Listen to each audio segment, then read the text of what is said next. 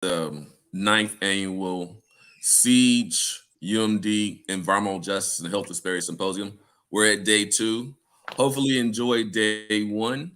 This symposium is really about helping communities that are impacted by environmental, climate, and injustice issues get really come together to address those problems. This is our ninth one. Last year's theme was energy versus power. This year's theme is people, power, and politics.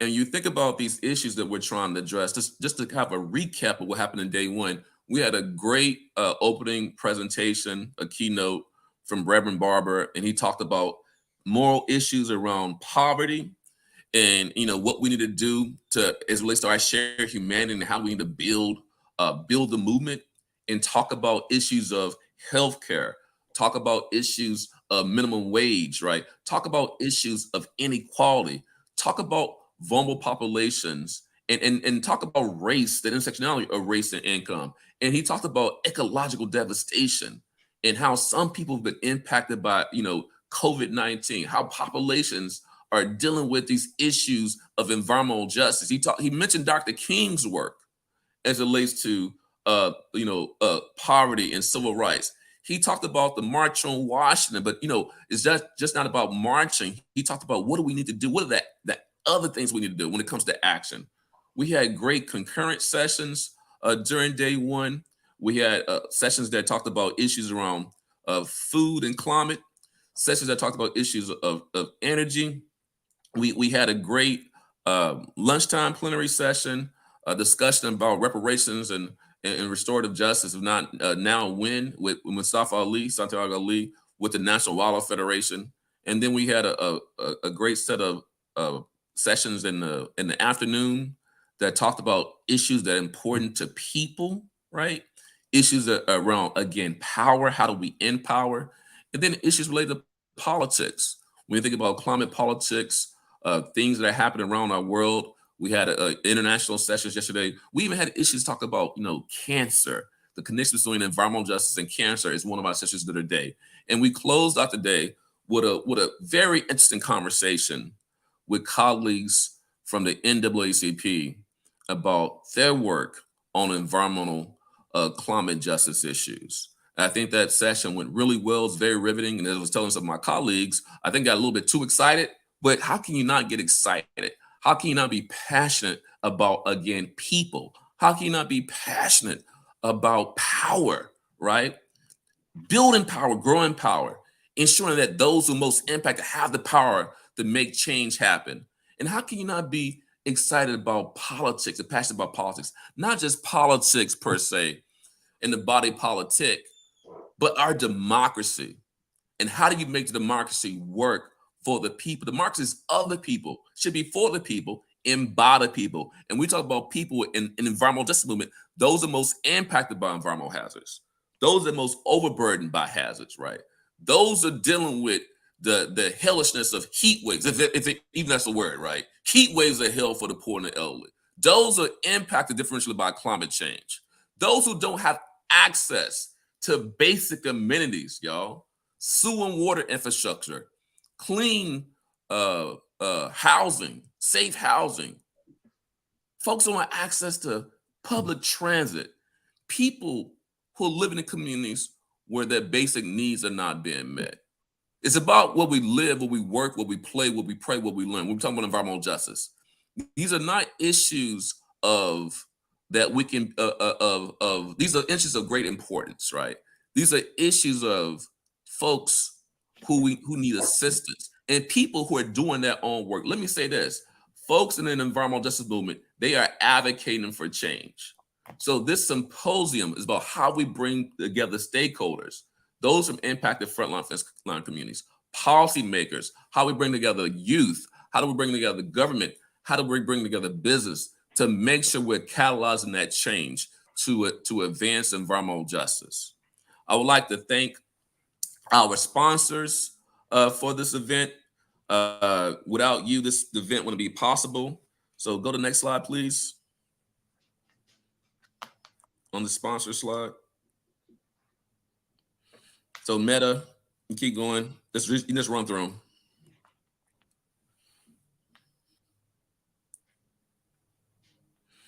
So thank all these sponsors who've been really supportive of our work over the years and work with the symposium this year. Thanks to the University of Maryland School of Public Health. Thanks to the foundation partners. Thanks to our faith partners who've been really helpful in helping to build some of our faith sessions. And I just want to acknowledge our team, the Siege team, who helped to organize this ninth EJ Symposium.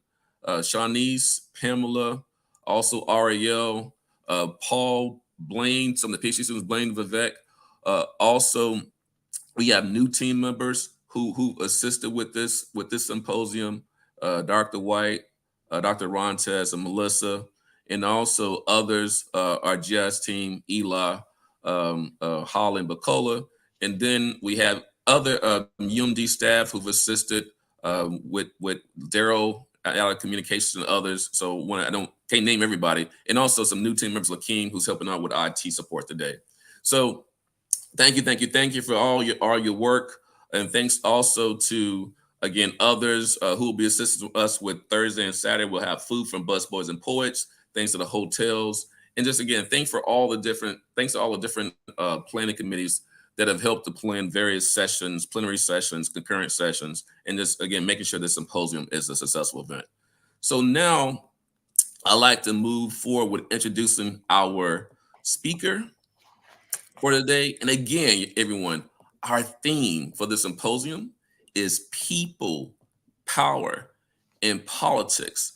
In today's opening keynote speaker, we have Robin Morris Collin. Now, I know Robin, I don't know, 15, is it 15 plus years? Something like that? More. Yeah, it's 20 years now. Something like 15 plus 20 years. But she's going to do our keynote opening address today. She is the senior advisor to the EPA administrator, senior advisor on environmental justice to the EPA administrator. And it's exciting to have Robin here because she has a wealth of experience, being a fellow academic. She was previously the Norma Paulus Professor of Law at Willamette University College of Law in Oregon. She was the first U.S. law professor to teach sustainability courses in a U.S. law school. She's been a co-convener of the Oregon Electric Vehicle Collaboration, a commissioner on the Oregon Commission for Women. She's also served previously as the founding chair of the legislatively created Oregon Environmental Justice Task Force. She's been awarded the David Brower Lifetime Achievement Award from the Public Interest Environmental Law Conference, the Oregon Woman of Achievement Award for 2012, the Leadership and Sustainability Award from the Oregon State Bar. There's a lot of awards here, everybody. Environmental Justice Achievement Award from U.S. EPA. And she's a founding member of the Environmental Justice Action Group of Portland and the founding member of the Lawyers for a Sustainable Future. While at the University of Oregon, she co-founded the Conference Against Environmental Racism and the Sustainable Business Symposium, both of which continue into their second decade. So Robin has a wealth of experience in this field. She's been like a mentor to me, I can say that, and really appreciate Robin being here as one of those thought leaders in this space, and great to see her in her role advising the EPA administrator on environmental justice. So let's welcome, and I know y'all can clap, but let's welcome our keynote speaker for the day, Robin Morris Collin, and I will pass the mic to you, Robin.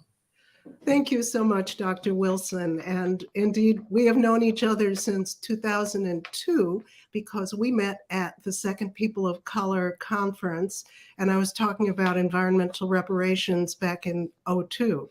So it's been a long journey to a wonderful moment, and I want to thank you for including me in this momentous group of speakers and thinkers. I want to thank your wonderful team for pulling together a convening that truly has a sense of purpose. This isn't just to shake hands and build resumes. We're doing the work here. And that's because of wonderful leadership like yours.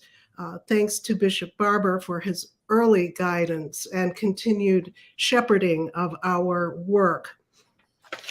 When I say that this is a convening with a sense of purpose, I want to focus in on your themes because it is such a moment in time for us. Bishop Barber yesterday told us to consider where we are at right now, and we are at a crisis.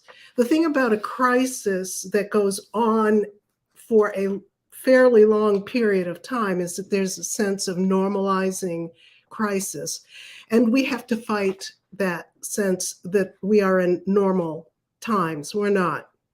There's nothing normal about the climate crisis. It's something that humans have done.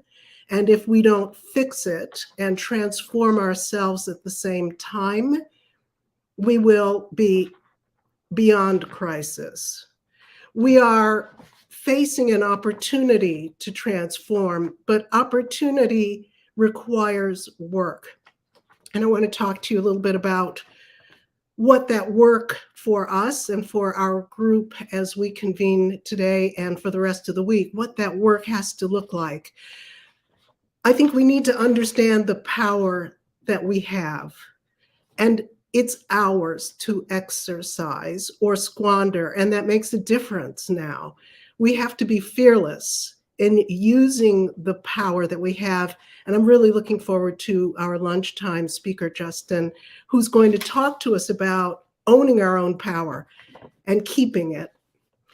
We also have this duty to organize and mobilize to make a future that we actually want.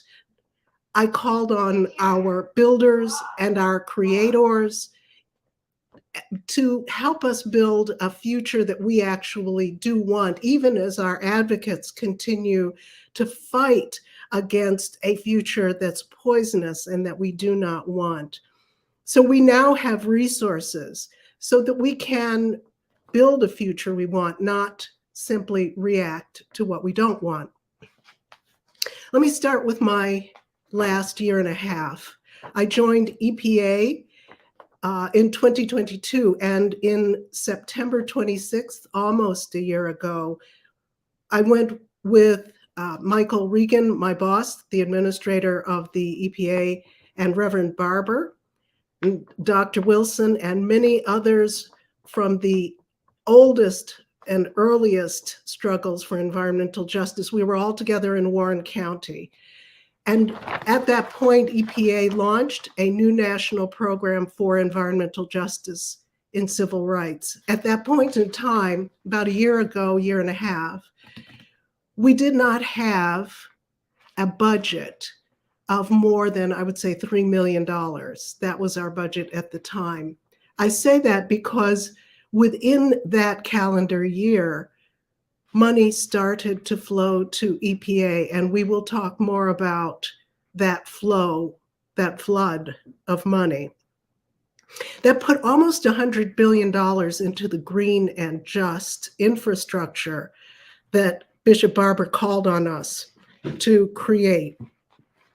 And that resource redistribution function has really changed part of what EPA does and what it has to do in the future.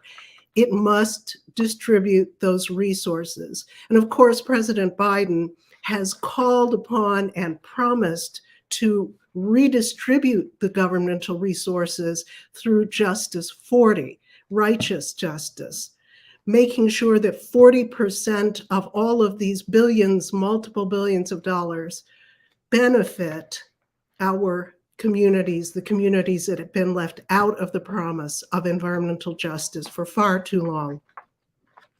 Much has been promised. I know that. And much remains to be done. We know that that flood of money is going to unleash opportunity, but it also must be carefully guarded so that the money flows to the communities that it is intended to benefit. So to ensure that at EPA and across the government, as I have seen it this past year and a half, there's been a deliberate effort to redesign the structures that deliver money to our communities, an intentional redesign of access to resources. You know, it's often said that our communities lack capacity, and I find that I find that phrase irksome.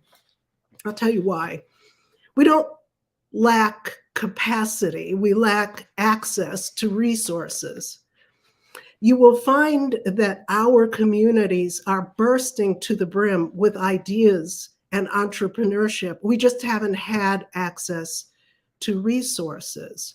And when we do have access to resources, you will see a different future emerge.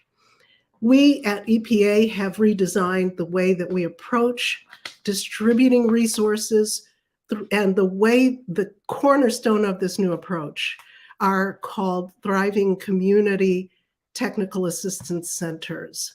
These TICTACs, Thriving Community Technical Assistance Centers, are located in every region. We have multiple partners, and here's what makes them different. The TICTACs are trusted partners. The TICTACs are people that know our communities and have worked in our communities and have relationships with our communities. And those are the people that we have deliberately reached out to ask us to help distribute resources to our communities, trusted partners. I also listened to Secretary Becerra a few weeks ago. He is also in that same recognition moment. We have resources to distribute, and what is essential for us to do is to make sure that we do not default to an older path of distributing those resources. If we simply default to the old known ways of distributing resources, we know where they go, and they don't go to our communities. At EPA, we've also redesigned the way we distribute money for water, clean water, wastewater treatments. We've redesigned the financial systems. Doing that takes time. And I know that one of the questions, I'm pretty sure one of the questions will be, show me what you all are doing with all of this money. Show me what's happening on the ground. That's a legitimate question, and we will. There are things happening on the ground. But if at this moment in time, we had simply defaulted to, quote, shovel-ready projects, if we had simply defaulted to the existing streams of distributing money, you know what happens. And it isn't good for our communities. So we have taken time, almost a full year of time, to redesign the basic structures of access.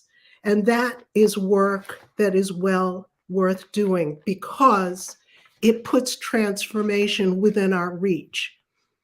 I'll say that again. It puts, when we redesign distribution of resources, the effect is to bring transformation to us within our reach. Before that, it's just theory. It's just language in a statute that has no feet on the ground.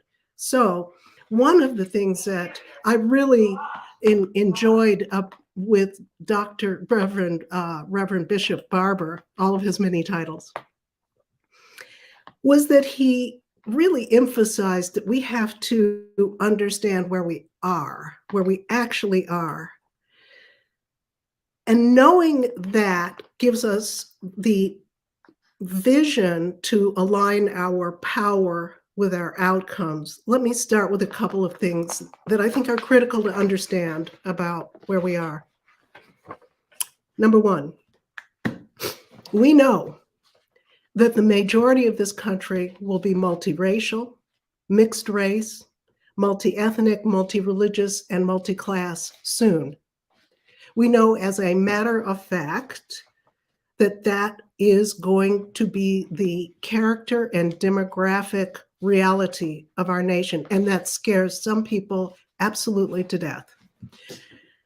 The fear of a truly multiracial, multi-ethnic democracy is scaring certain people who have benefited from a legacy of lies about race and lying about race They've benefited and they're afraid to lose that power. So what they do, because they are scared of the reality that is true, what they do is they use racism to sow fear and to make money. There's a kind of hate grift being run on this country. And the only way for us to retake the power that is ours is to recognize we are who we are. We are multi-ethnic, multi-race, mixed race, and we, when we speak this way, are the majority. This is who we are. The problem also was put to us by Bishop Barber yesterday. He said, most of us don't vote. It's not a Republican Democrat thing. The problem is that the majority of us do not vote. If we voted, we would take the power that is ours in a democracy. So we know as a fact what this country is. We know that. And we know that we have the power to shape it when we vote. Finally, then, I think we come to this notion of politics and the duty to mobilize in this moment. It's one thing, and I understand and honor this, it's one thing to learn to critique where we are. We have had to re-educate ourselves because so many of us were miseducated. We have to learn to see through the misdirection of fearful, hateful people who are always throwing out fearful, hateful things to react to. But we have to educate ourselves to stand firm in the future that we control and that is ours. It's one thing to critique all of that and to learn how to critique it, but we also have to build a future that we actually do want. We need our engineers and we need our architects, we need our planners, we need our social workers, we need all of the people who understand the kind of connective tissue that we need to stand up a nation that is multi-ethnic, that is clean and green and prosperous. We know how to do all of those things. We have to mobilize to do them. Clean air, clean water, clean soil, soil that supports life, chemicals that work with nature, that don't kill workers. These things are the foundation of all health and all wealth. We know that. And they belong to all people. It's just that some people have been left out of that promise. And so it is incumbent upon us now at this moment when we have both the resources to redistribute and the leadership in place to do it. It's incumbent upon us to bring these communities into the protection of the law. I want to stop for a moment and just talk about that protection of the law. In this country, it really wasn't until the 14th Amendment was passed that formerly enslaved people were brought within the protection of the law. And it's a terrible thing to live outside of the protection of the law. Anything can happen to you, and you have no recourse except for perhaps retribution and vengeance. We know what it looks like to have a lawless future because we have had in many places a lawless past. That's not a good road to be on, and therefore we must really redouble our efforts to bring all communities within the protection of the law, the environmental laws, the civil rights laws. All communities must be brought within that protection. And that requires us to go forward as partners. No single entity is going to be capable of doing that. We have come a long way, but we have a long way to go, as we always say in the movement. We have a long way to go. And we need to travel that distance now as partners. And I want to talk a little bit more about partnership. In the past, our communities haven't been seen as partners, and we have not centered our work with them as partners should. There are various tools in place, and you'll see many of them in the later lineups on today's panels. There are tools that we can use to begin to partner effectively. We can start to see the conditions in our communities, and we can come to understand how to deploy resources to those communities as partners.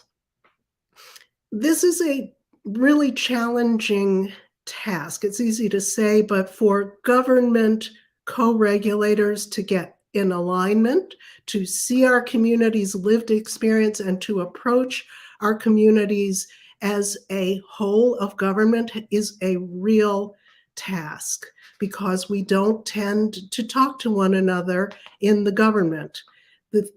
From the outside, it looks as though the government is one homogeneous group. It isn't. It's far from it. But we have resources to redistribute, and we must begin to communicate effectively about how to deploy those resources where they're needed the most. In addition, the lived experience of communities hasn't been part of the planning for deployment. We need to understand the real conditions that communities live with. And I've been very privileged to work on a project at EPA that involves cumulative impacts. Cumulative impacts allow us to begin, I say begin, to see the real lived conditions on the ground that communities experience in their daily lives. Too often, the government has walked into communities wearing very siloed, stovepiped hats. And they only see a portion of what a community is living with, and they don't want to see more than that. As we face this opportunity to redistribute resources, we also should be looking at the lived experiences that we face as communities come together and tell us about their lived experiences, and as we begin to learn how to measure and make visible what has been invisible, and that is the lived experience on the ground. So I urge you to listen to the experiences of New Jersey and Chicago and their work towards lifting up into visibility the cumulative impacts on communities. But that takes us to the next logical step, which is, what are you going to do about it? And what we do about it really requires partnership.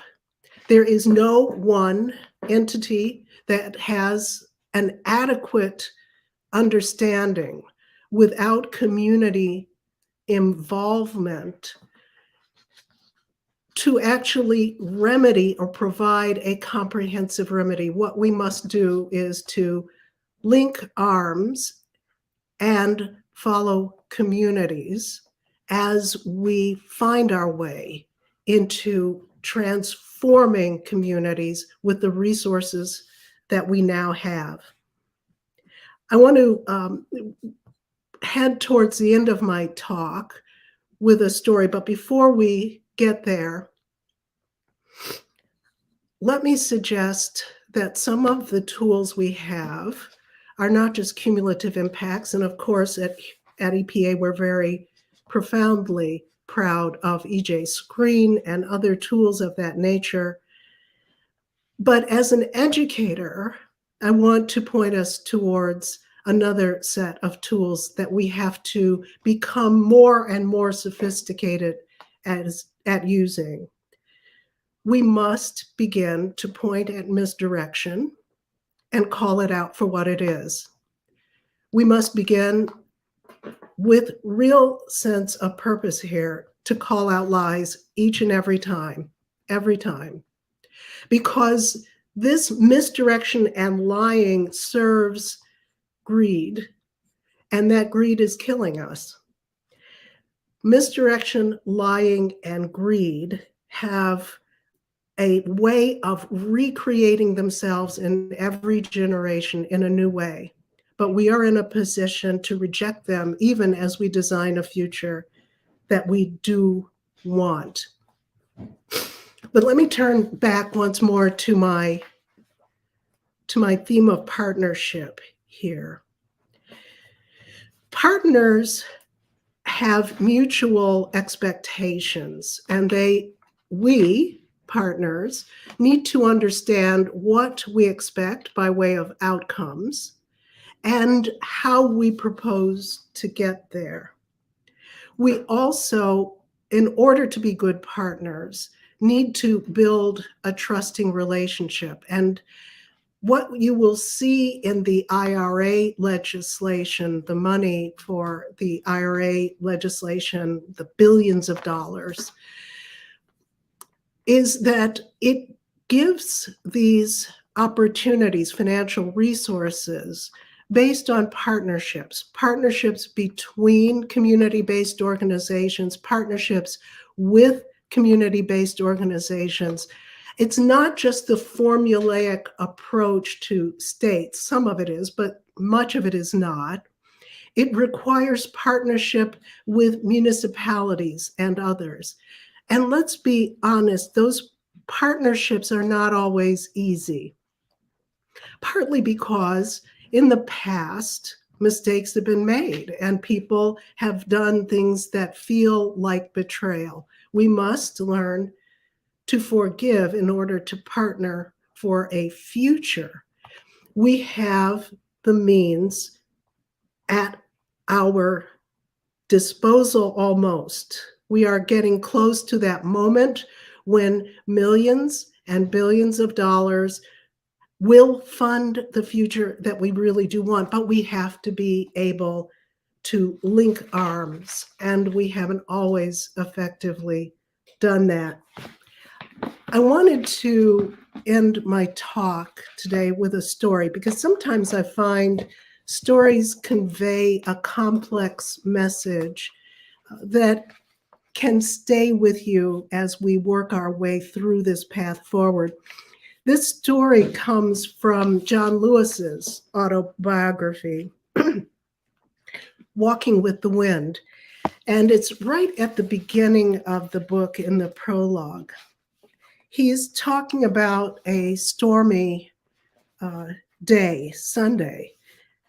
Saturday, and he was playing at his aunt's house, Aunt Geneva.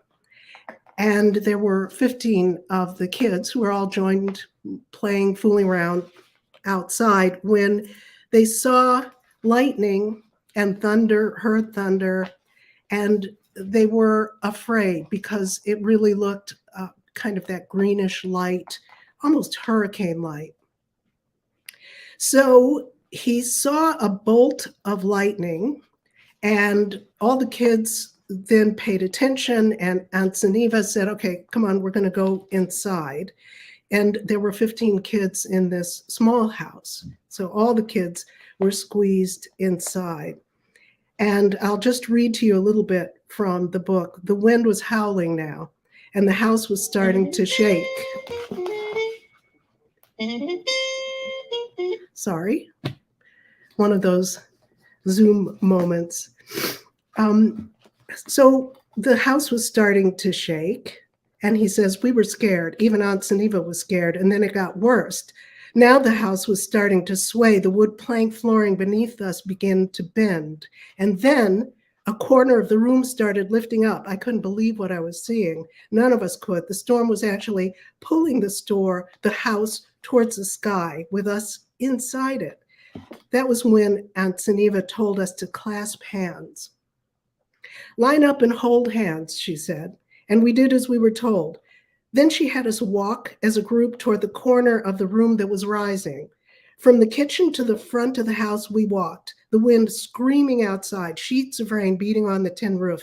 Then we walked back in the other direction as another end of the house began to lift. And so it went back and forth, 15 children walking with the wind, holding that trembling house down with the weight of our small bodies.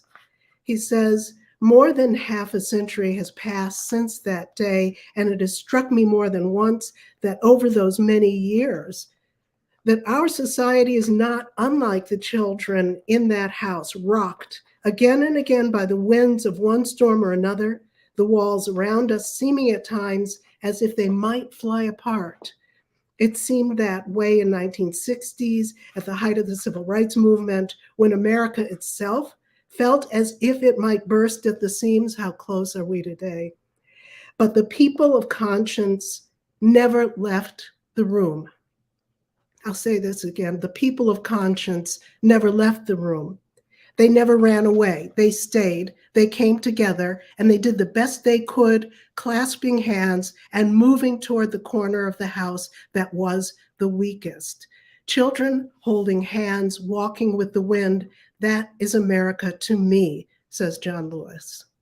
Not just the movement for civil rights, but the endless struggle to respond with decency, dignity, and a sense of brotherhood to all the challenges that we face as a nation as a whole. So let me stop there. I think that that is a beautiful story and a beautiful man to tell us the path forward and how to get there. I think that this will leave us with a good amount of time for some questions. So I think that the way we're going to do this is to ask people to put questions into the chat. Comments, of course, are welcome. Yeah, thank you. Thank you for your keynote address that opens up for the day. And I appreciate the story from John Lewis, walk with the wind and how we move together through these tough times as the wind blows, brotherhood, and things may get tough, but we have to keep moving forward. So that's one path forward. And I appreciate your comments about communities not having the capacity. They have capacity, just it's access. How you create access and opportunity. I would say, as we wait on questions, like one question, one of the comments you made around this moment with the dollars that are available from the federal government, this moment, this focus on environmental justice, which is one that this. I think it's a big moment as it relates to environmental justice, and in fact, there's actually dollars available. But what about you said we shouldn't focus on shovel ready, because shovel ready is not going to really benefit our communities. But what about the critiques from folks about you said you waited a year to get dollars out, and make sure but I think for a lot of community partners we work with, it's overwhelming, the amount of RFPs, the number of announcements, the amount of information is fast and furious. Even the one program that I think is problematically been implemented, and we'll just share this, the Solar for All program. You had to submit a letter of intent by a certain date, and the folks who could apply for that program didn't seem that they're really nonprofit groups. It seems that there are other types of groups. So there seems like with a lot of the programs, this opportunity being created, and shovel ready is great. It's not you're not going to shovel ready approach, but is there differential access to these opportunities because of the speed, because of the technical detail, and because of the number of RFPs, and also because of some of the barriers that we may be creating with the process? I know I just asked a lot, but yeah, I think what we would like to create is a one-stop shop where people have an entry point, and from that entry point, kind of like the greeter at Walmart, they will tell you where to go to put together the complete shopping list. I can tell you we are working on that, but it is really tough to get the government agencies who are charged with these distributing these resources to agree on a one-stop shop. We are starting, and that one-stop shop is beginning, but it's going to take us a little bit more time, but it's there, and it works for EPA funds. It works for some Department of Energy funds. It works for water funds, and we're hoping that it will also provide navigation to other funds, for example, those that are in HHS. These are the TIC-TACs. The TIC-TACs are, as I say, they are a hub and spokes model. You know this, Dr. Wilson, because you helped us design some of this. Yes. We are taking a hub in each region of the country, and in some areas, we've got 2 hubs, and asking them to find trusted partners closer to the ground. And here's what these hub and spokes should be able to do. And I believe they are doing this. You go to them, you say, here's my idea, but I don't know what I need to do. See, that's the access question. It's what, if you knew what you needed to do, you probably would have already done it. It's the fact that you don't even know where to start. What do I need to do? These are the people who can help. So they will tell you, okay, here's what you need to do. You need a particular registration. You need to go through a nonprofit process. You need all of these different steps. And you say, well, how am I going to do that? And they will help do that. They will help you do all of the things that you need to do. So what I'm saying to people who may be listening now is you have big dreams, or you had them at one point. I'll give you an example. Did you ever have a dream of turning that old school in the neighborhood that's now been abandoned into an energy hub? Maybe you did. How are you going to do that? Especially if that isn't the way that you're currently earning your living. If you're currently a busboy and a poet, but you have dreams, I'm saying take your dreams and walk into a TIC-TAC and say, here's what I want to do. Help me think this through. And that's partnership. Partnership is helping each other think it through and finding your way to the resources. We are saying we want to help not only be partners, but to find partners, to make partners in these enterprises. That's a start. Yeah, thank you for that. Just for a quick response, someone asked a question about the TIC-TACs, and that acronym is TCTACs. I believe there were 17 initially funded. They're recompeting Region 1 and Region 8. I'm actually co-director of the Region 3 TIC-TAC with Dr. Adrian Hollis with the National Wildlife Federation. And so that our Region 3 covers Delaware, DC, Maryland, Virginia, West Virginia, and Pennsylvania. And for those of you who will be attending in person Thursday and Saturday, we'll have some sessions on Friday, but we'll have some TIC-TAC related sessions introducing our TIC-TAC, talking about some of the plans for the TIC-TAC, meeting the community hubs, that hub and spoke approach that Robin mentioned. And then also we'll have some workshops related to the TIC-TAC on Friday and Saturday. So just wanted to share that real quick. I'm not sure if my team can put a link to in the chat for the attendees on the TIC-TAC. If you can do that, please do so. So one question that we have from the audience, and thank you audience members for sharing your questions. I see that someone made a comment about shovel ready, and we talk about community readiness. Does this really perpetuate racist practices? Because we know who has historically received resources. So they are now ready. So basically this comment about, who's ready to actually apply for dollars? Who's ready to actually receive dollars? And are the systems in place to really make sure that the monies are going to the right people to apply for those dollars?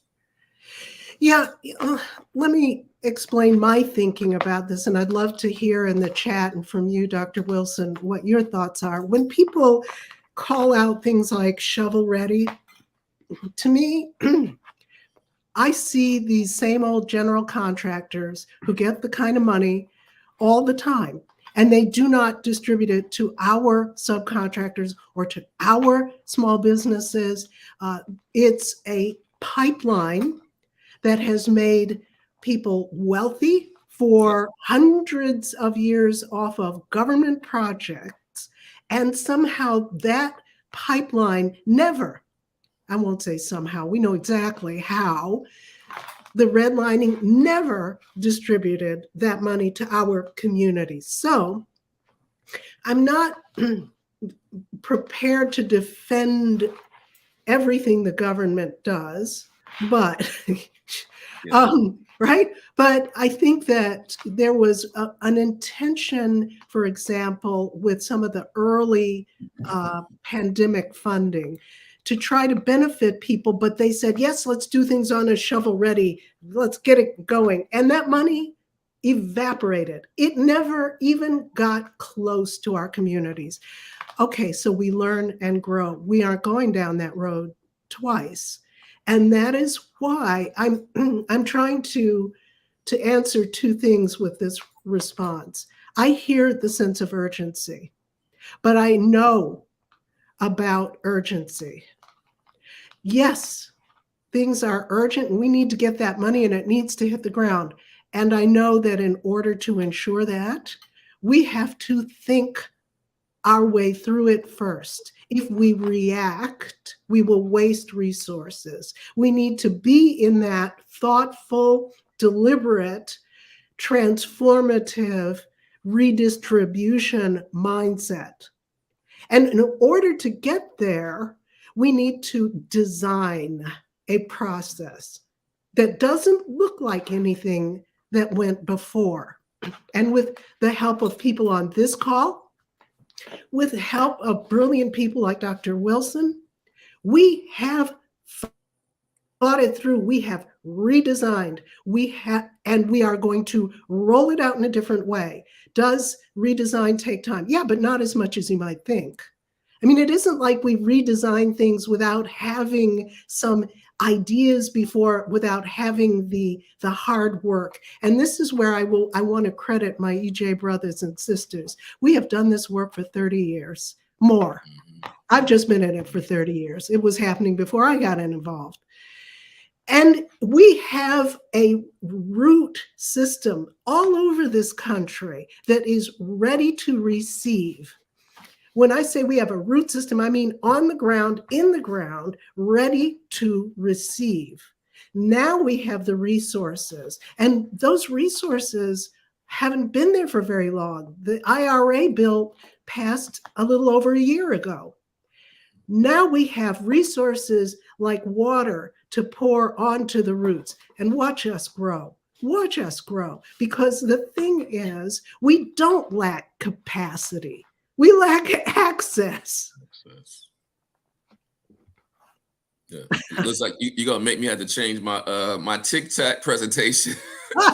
We got capacity issues. Nope. Robin says not capacity. Correct yourself, Dr. Wilson. It's an access issue. So differential access needs to be. You're talking about environmental justice, differential burden. Differential access, differential opportunity. That's something you just want to hit on. Can I offer my own story? I'm not sure how much time we have, but we have a little more minutes. Go ahead. I want to give you an example of what I mean. My father founded the first and the only African-American owned ocean-going vessel line. Now, for those of you who remember Marcus Garvey, I want you to understand he chartered all of his vessels. My father was the first owner of an ocean-going African-American owned ocean-going vessel line. My father was the third generation of academic, and like many academics, we have a good life, but we aren't rich. So how do you get into a capital intense industry like owning ships, ship owning? From an academic background? And the answer was he thought differently about it. He went around and found partners in Amsterdam who wanted to joint venture, and he created a stake out of an 8A set-aside program that matched his joint venture partners. We bought our first vessel that way. We had chartered business from the government, and that paid the note on the vessel. And we were able to buy out our joint venture partners and buy 2 other vessels. That's success. Now, here, why am I telling you this story? We do not lack ideas. Mm-hmm. We do not lack entrepreneurialism. Mm-hmm. But we have not had access to resources of scale that you need for big dreams. But I guarantee you that, because I know people and you know people, we all know people who have not just big dreams, but they're pretty brilliant people. Mm-hmm. But they have not had the access that they needed, access to the education. We need engineers, we need scientists, we need architects, planners, social workers. We need people who know how to build things. If I can tell you one other story, one of my favorite students said to me, he said, Robin, professor, you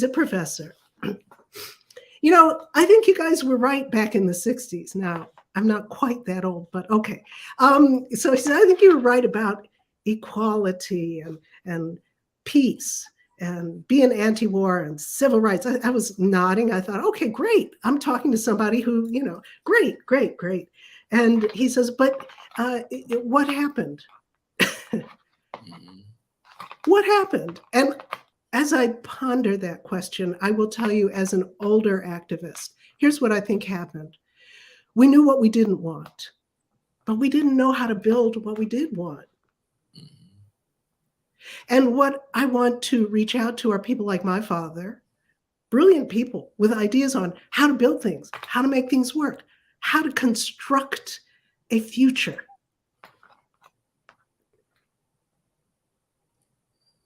That's powerful. So that's not just being in the EJ movement, not just being against something. What are you for? And how do you build it and make it happen? How do you, take the hopes and dreams and actualize that, right? So no, that's great stories. I think some powerful statements to just share with everybody.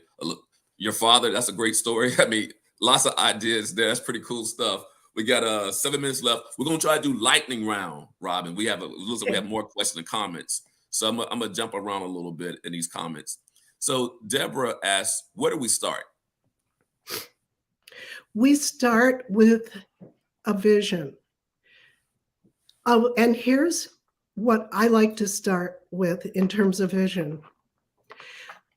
What do I look like when I'm happy? What do you look like when you're happy? What do our children look like when they're happy? What are they doing when we're happy?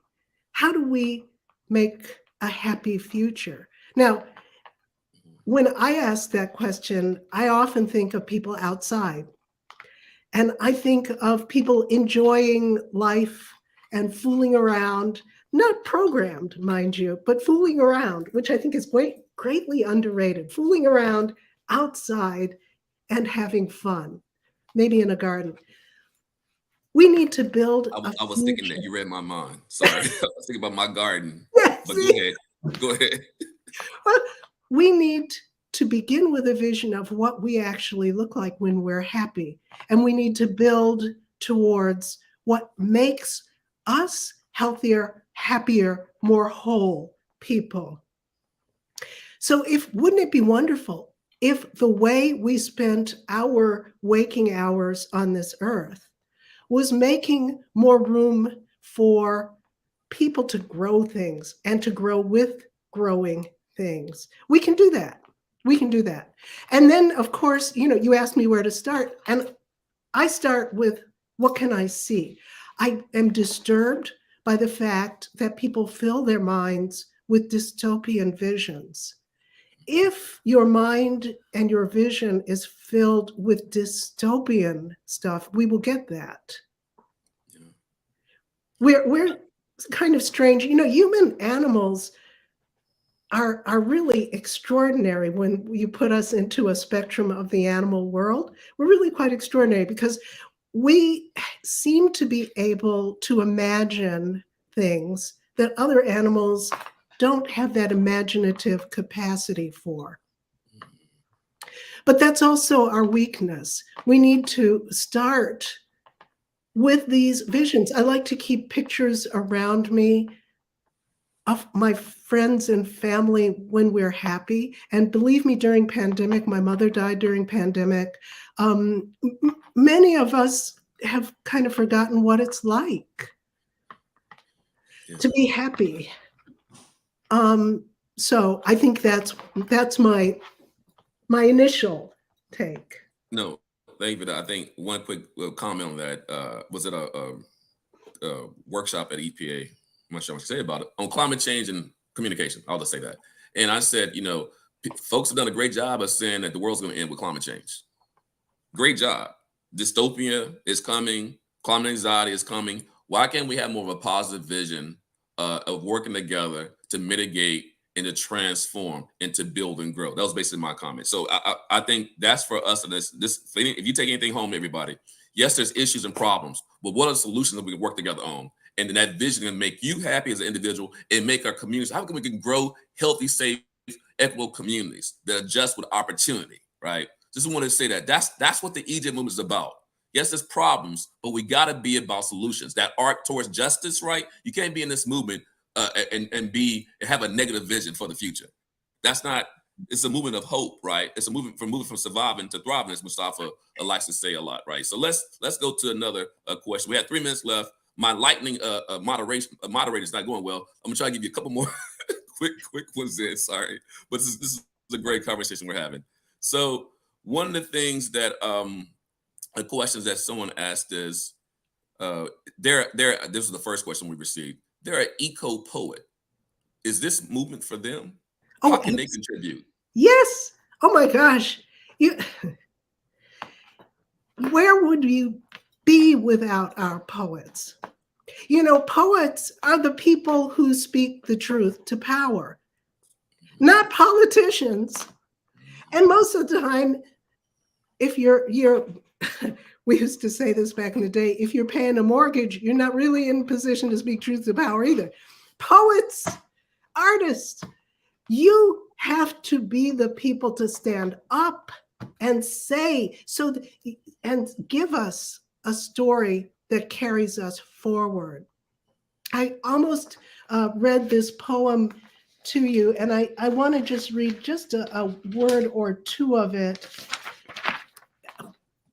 Do you remember Boondocks, Dr. Wilson? Yeah. Yes.